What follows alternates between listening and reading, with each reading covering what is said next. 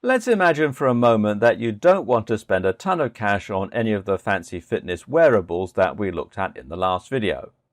That's fair enough and probably quite sensible. In this case, how would you track your fitness? Well, in a ton of different ways, and as we'll see, you can certainly take a more MacGyver approach if that's more your style. Oh, and some of these tracking methods are things that you need to be doing on top of your fitness tracker anyway. In this video, you'll learn how to calculate things like your BMR and your AMR. Want to go old school on your fitness tracking? Well, here are some basic utilities you can use. The first is getting your heart rate. And if you want to monitor your heart rate without a fitness tracking watch, then you have a few options. One is to go to a gym with treadmills and other cardio machines and then just hold on to the handles. Normally, these will use bioimpedance sensors to give you a good reading, and if you keep your training consistent and take note of your heart rate, you'll be able to see your fitness improve over time. Another option is to buy a polar chest strap, which works with a lot of these machines and isn't too expensive. Failing that, well, why not do things the old-fashioned way and just take your pulse with your fingers?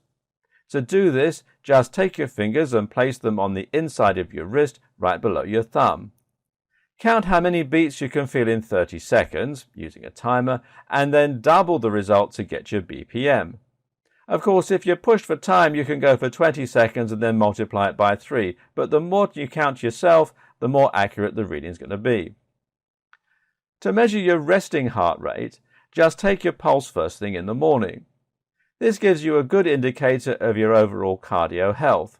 A healthier heart has to beat fewer times to circulate the same amount of blood. And it also tells you how much you recovered during the night and whether or not you're ready to train again. Something you should definitely be doing, even if you wear the most advanced strap in the world, is measuring your weight. This is an important metric to know generally, but it's especially useful if you're trying to lose weight. Now, it's important to be careful when measuring weight and using this along with dieting. The problem with measuring weight alone is that it doesn't differentiate between muscle and fat. Weight alone is actually a fairly useless metric then, because what's more important is body composition. So, how do you measure this? Well, one option is to submerge yourself in a special tank that can measure your mass via a clever displacement system, but you probably don't want to afford all that. Instead, why not just measure your waistline?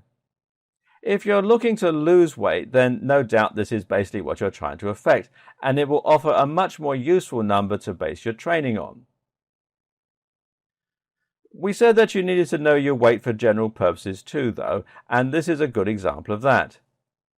Your BMR and AMR can be used to tell how many calories you burn in any given day. But in order to know this number, you need your weight first. When calculating your calories burned, any fitness tracker is going to first calculate your AMR and BMR based on some data that you put in. Essentially, your BMR is your basal metabolic rate, which is the number of calories you burn when you're just lying there. You need to burn calories just in order to blink, in order to beat your heart, and in order to breathe. The AMR, meanwhile, is the number of calories you burn based on your activity. That doesn't just mean fitness training, but also things like walking, going to work, and so on. To calculate your basal metabolic rate, you use the following equations. For men, your BMR equals 66 plus 6.23 multiplied by your weight in pounds, plus 12.7 multiplied by your height in inches, minus 6.8 multiplied by your age in years. For women, it's slightly different. BMR is 655 plus 4.35 multiplied by your weight in pounds, plus 4.7 multiplied by your height in inches, minus 4.7 multiplied by your age in years.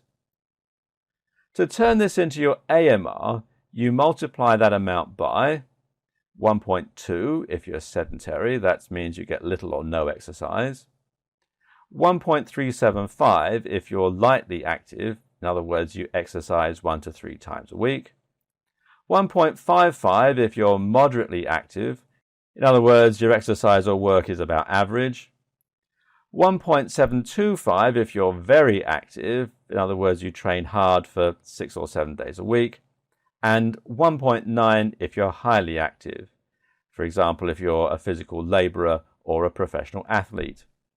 With this number, you'll then know how many calories you burn both before and after exercise.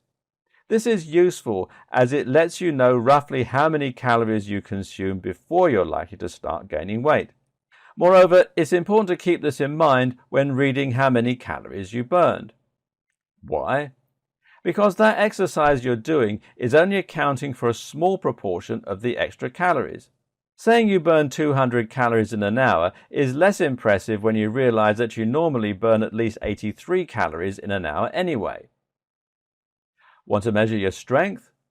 There are a number of ways you can do this, but one very simple one is to measure your 1 rep maximum on a variety of lifts, ideally the big 3 compound lifts. Those are the squat, the deadlift, and the bench press. The problem with this plan is that a 1 rep max is quite hard to measure if you don't have a spotter. Something you can do, though, is to find a weight you can lift 5 times and then use the following equation. 5 RM multiplied by 1.1307 plus 0.6998. This is roughly the same no matter what type of exercise you're performing. Another option is to measure the size of your muscles with tape measures.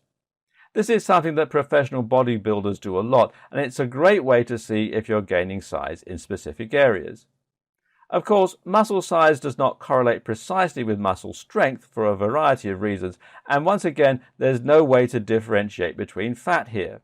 Still, if size is what you're actually aiming for, as it is for a lot of guys, then this is the most logical thing to measure.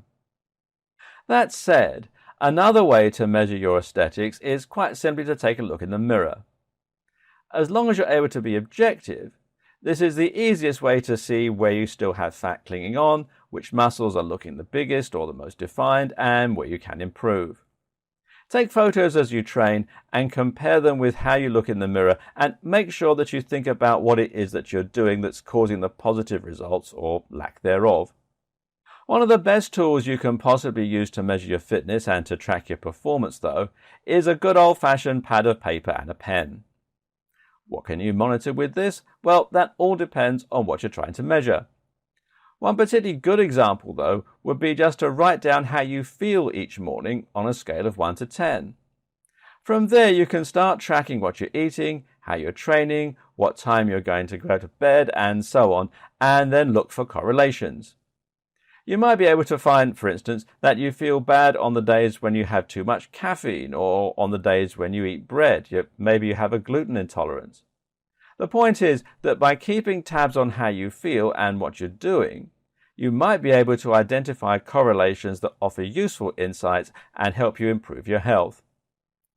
Tracking your workouts is also a good idea.